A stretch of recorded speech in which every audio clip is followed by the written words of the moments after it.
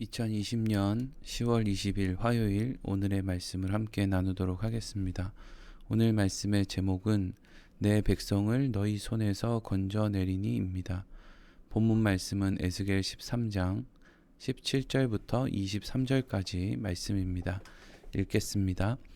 너 인자야, 너희 백성 중 자기 마음대로 예언하는 여자들에게 경고하며 예언하여 이르기를 주 여호와의 말씀에 사람의 영혼을 사냥하려고 손목마다 부적을 꿰어매고 키가 큰 자나 작은 자의 머리를 위하여 수건을 만드는 여자들에게 화 있을진저 너희가 어찌하여 내 백성의 영혼은 사냥하면서 자기를 위하여는 영혼을 살리려 하느냐.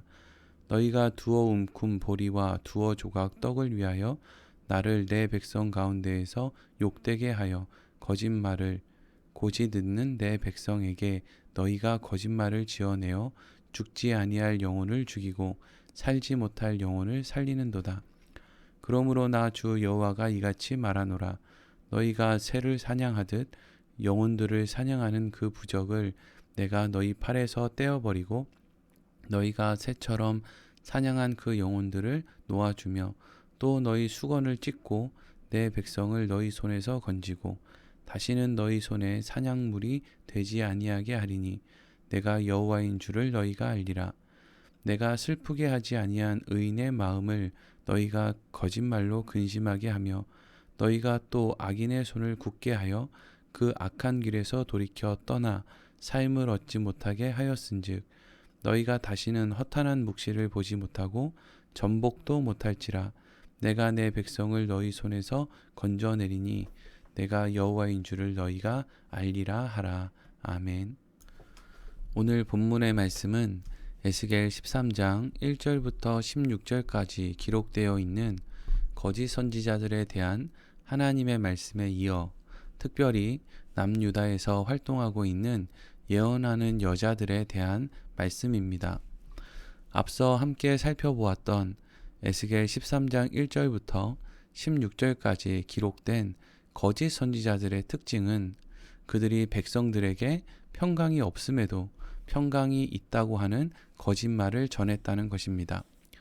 거짓 선지자들이 평강이 없음에도 평강이 있다고 백성들에게 전한 이유가 무엇이었습니까? 그것이 바로 백성들이 듣고 싶었던 말씀이었기 때문입니다. 선지자라는 것은 하나님의 말씀을 있는 그대로 전해야 하는 책임을 맡은 사람을 말합니다. 그렇기 때문에 우리는 선지자가 하나님의 말씀을 있는 그대로가 아닌 자신의 생각을 담아 백성들이 원하는 말을 하기 시작하면 거짓 선지자가 된다는 것을 알 수 있습니다. 그리고 오늘 본문의 말씀으로 넘어오면 예언하는 여자들이 등장을 합니다. 예언하는 여자들이 이제까지 백성들에게 거짓말을 일삼았던 거짓 선지자들의 행동과 다른 점이 있다면 그것은 이제까지 거짓 선지자들은 이스라엘 땅에서 그리고 남유다에서 활동해 왔던 하나님의 말씀을 대언했던 선지자들의 모습을 그나마 따르고 있었지만 예언하는 여자들은 이방 사람들이 섬기는 이방 신전에서 활동했던 여사제들의 모습을 그대로 따라했다는 것입니다. 우리는 이 대목에서 당시 상황을 이렇게 유추해 볼 수 있습니다. 거짓 선지자들이 남유다의 백성들에게 평강이 있을 것이라고 말을 해 주었습니다. 그런데 실제로 일어나는 역사적인 상황은 전혀 평강이 있는 상황이 아니었습니다. 남유다의 상황은 점점 나빠졌고 백성들의 삶은 점점 더 피폐해져 갔습니다. 그런데 이때 예언하는 여자들이 등장하는 것입니다. 이 여자들은 그들이 자발적으로 일어난 것인지 아니면 이전에 거짓말을 전했던 거짓 선지자들의 사주를 받고 그러한 일을 했는지는 정확하게 알 수 없지만 중요한 것은 이 예언하는 여자들이 하는 행동은 완전히 이방신을 섬기는 이방 신전의 여사제의 모습과 같았다는 것입니다. 이러한 예언하는 여자들의 등장은 당시 남유다의 상황이 얼마나 급박하게 전개되었는지를 엿볼 수 있게 해줍니다. 아무리 하나님의 이름을 부르며 기도를 해도 거짓 선지자들의 말을 따라 종교적인 행동을 해도 상황이 자신들이 원하는 방향으로 전개되지 않자 남유다의 백성들은 이제 드러내놓고 이방 신전에서 활동하는 그러한 여사제의 모습을 한 예언하는 여자들을 찾았던 것입니다. 이것은 마치 오늘날 교회에 나와서 자신의 소원을 놓고 하나님께 기도도 해보고 또 자신의 소원을 이루기 위해서 목사가 시키는 대로 구제와 봉사와 같은 행동들을 해보아도 자신의 소원이 이루어지지 않자 이제는 드러내놓고 점집을 찾아다니고 무당을 찾아다니며 자신의 소원을 이루기 위해 애를 쓰는 그러한 행동과 같다고 할 수 있을 것입니다. 그리고 오늘 말씀은 이렇게 시작됩니다. 17절과 18절 말씀입니다. 너 인자야 너희 백성 중 자기 마음대로 예언하는 여자들에게 경고하며 예언하여 이르기를 주 여호와의 말씀에 사람의 영혼을 사냥하려고 손목마다 부적을 꿰어매고 키가 큰 자나 작은 자의 머리를 위하여 수건을 만드는 여자들에게 화 있을진저 너희가 어찌하여 내 백성의 영혼은 사냥하면서 자기를 위하여는 영혼을 살리려 하느냐. 아멘. 하나님께서는 에스겔 선지자를 통해서 자기 마음대로 예언을 하는 여자들에게 경고의 말씀을 전하셨습니다. 오늘 본문의 말씀은 하나님의 경고를 받는 여자들, 예언하는 여자들이 어떤 사람들이라고 말하고 있습니까? 그들은 사람의 영혼을 사냥하기 위해서 손목마다 부적을 꿰어매고 키가 큰 자나 작은 자의 머리를 위해서 수건을 만드는 사람이라고 합니다. 그리고 그러한 것을 통해서 백성들의 영혼을 사냥한다라고 말하고 있습니다. 여러분, 예언하는 여자들은 왜 손목에 부적을 꿰어매고 있습니까? 그러한 행동을 통해서 자신들이 어떤 신비한 능력을 가지고 있음을 상대방에게 보여주기 위함입니다. 예언하는 여자들은 종이에 이상한 모양의 글씨를 쓰거나 가죽끈을 알아볼 수 없는 모양의 글씨를 써서 그것을 자신의 손목에 메었습니다. 그리고 그것을 통해서 자신들에게 영험한 능력이 생기는 것처럼 활동했습니다. 오늘날에도 많은 무당이나 점을 치는 사람들이 소위 부적이라고 하는, 그래서 그 종이에 이상한 모양의 글씨를 써서 그 부적에 어떤 힘이 있다고 거짓말을 하지 않습니까? 그런데 그거에 대해서 사람들이 다 속아 넘어가죠. 왜 그렇습니까? 그것이 겉으로 볼 때 영험해 보이기도 하고 또 그것을 통해서 자기의 소원을 이루고자 하는 그러한 사람들을 찾아다니는 그 고객의 욕망 때문 아니겠습니까? 그리고 예언하는 여자들을 찾아온 사람들의 머리에 예언하는 여자들은 수건을 씌워 주었는데 그 어떤 영험한 능력이 깃들여 있을 것 같은 그런 모양의 수건을 씌워주는 것으로 그 여인들을 찾아온 사람들은 그것을 쓰면 자신들이 어떤 위험으로부터 보호를 받게 될 것이라고 생각했습니다. 여러분, 이러한 예언하는 여자들의 말은 완전한 사기였습니다. 머리에 수건을 쓴다고 인생 가운데 찾아오는 위험이 사라지겠습니까? 여러분, 종이에 그 글씨 몇 자 써서 그 종이를 지갑이나 베개, 속옷 같은 데다 넣고 다닌다고 해서 인생의 문제가 달라질 것 같으면 우리가 사는데 뭐가 그렇게 문제가 되겠습니까? 게다가 지금 남유다의 백성들에게 찾아온 위험이라는 것이 어디에서 온 것입니까? 하나님께서 남유다의 백성들을 회복시키기 위해서 허락하신 것이 바로 이 위험입니다.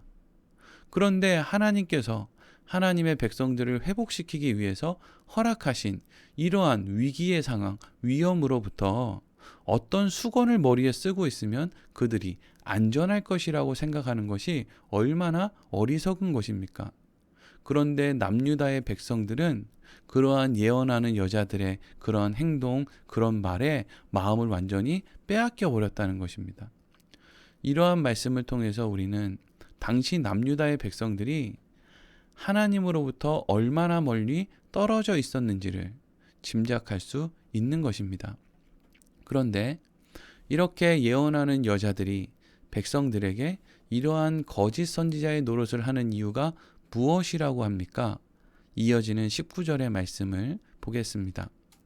너희가 두어 웅큼 보리와 두어 조각 떡을 위하여 나를 내 백성 가운데에서 욕되게 하고 거짓말을 고지 듣는 내 백성에게 너희가 거짓말을 지어내어 죽지 아니할 영혼을 죽이고 살지 못할 영혼을 살리는도다. 아멘. 하나님께서는 예언하는 여자들이 이러한 이상한 못마땅한 그런 행동을 하는 이유가 두어 웅큼 보리와 두어 조각의 떡을 위해서 그러한 일을 한다고 말씀하십니다. 두어 웅큼의 보리와 두어 조각의 떡이 무엇입니까? 그것은 많은 양의 양식이 아닙니다. 겨우 하루의 허기를 채울 수 있는 정도만큼의 양식입니다. 그러니까 하나님을 대적하고 백성들을 미혹하는 예언하는 여자들이 그러한 행동을 해서 얻을 수 있었던 것은 겨우 그들이 하루의 허기를 채울 수 있을 만큼의 양식이 전부였다는 것입니다. 그리고 이러한 양식을 받는 대가로 여인들이 백성들에게 무엇을 합니까? 거짓말을 지어내어서 자신들에게 양식을 제공한 사람들에게는 생명과 안전을 선포하고 자신들에게 양식을 제공하지 않은 사람들에게는 죽음을 선포했다는 것입니다. 그런데 성경은 정작 이 말씀에 대해서 어떻게 기록하고 있습니까? 그들이 거짓말을 지어 죽지 아니할 영혼을 죽이고 살지 못할 영혼을 살린다라고 말하고 있죠. 이것은 무슨 말입니까? 예언하는 여자들에게 마음을 빼앗기지 않아 양식을 주지 않는 사람, 이 사람들은 예언하는 여자들이 앞으로 죽을 것이라고 선포했던 사람들이겠죠.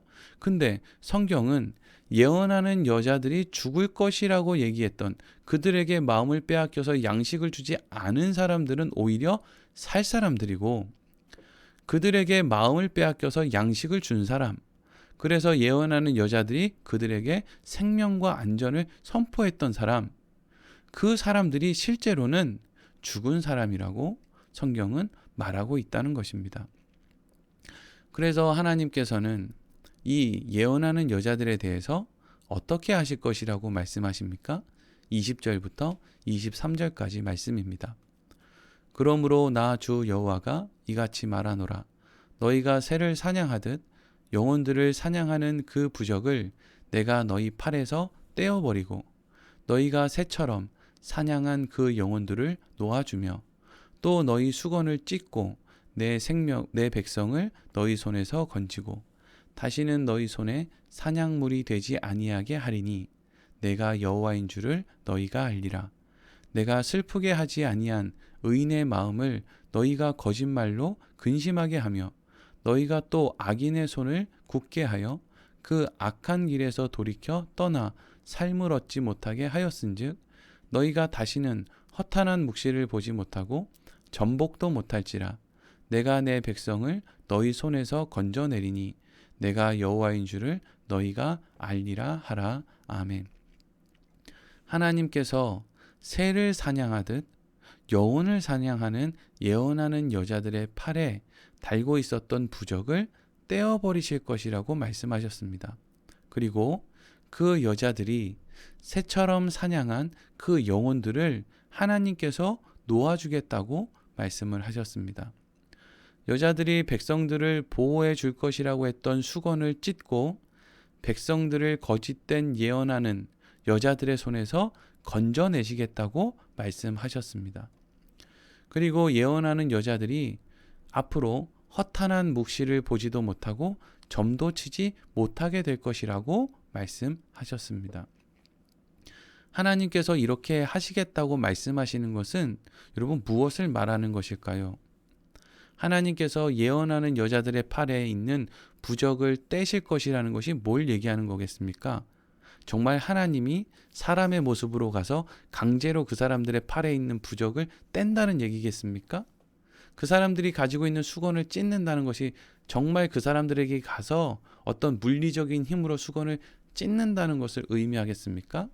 그렇지 않습니다. 하나님이 지금 그 예언하는 여자들에게 하시겠다고 한 이 모든 일은 하나님께서 단 하나의 일만 속히 행하시면 그냥 끝나버립니다. 그게 무엇입니까? 남유다의 멸망입니다. 남유다가 멸망하게 되면 예언하는 여자들을 찾아다니던 사람들의 발걸음이 끊어질 것입니다. 이미 나라가 망해서 이미 그들의 소원이 더 이상 이루어질 기미가 없는데 누가 그 여인들을 찾아다니겠습니까? 더 이상 백성들은 사냥당한 새와 같이 예언하는 여자들의 소나기에서 놀아나지 않을 것입니다. 그리고 하나님께서는 택한 하나님의 사람들을 바벨론의 포로로 끌려가게 하심으로 그곳에서 오히려 자유롭고 새로운 삶을 살아가게 하실 것입니다. 오늘 본문의 말씀을 통해서 우리는 중요한 한 가지 내용을 생각해 볼 수 있습니다. 그것은 오늘 본문 말씀에 예언하는 여자들이 등장을 했습니다. 이 사람들은 하루 양식을 얻기 위해서 자기 마음대로 예언을 하는 사람들이었습니다. 결국 예언하는 여자들은 남유다에 찾아온 어려움 가운데 먹고 사는 문제를 해결하기 위해서 스스로 예언하는 여자가 되었음을 우리가 알 수 있습니다. 여러분, 성경은 우리에게 세 종류의 인생이 있음을 알려줍니다.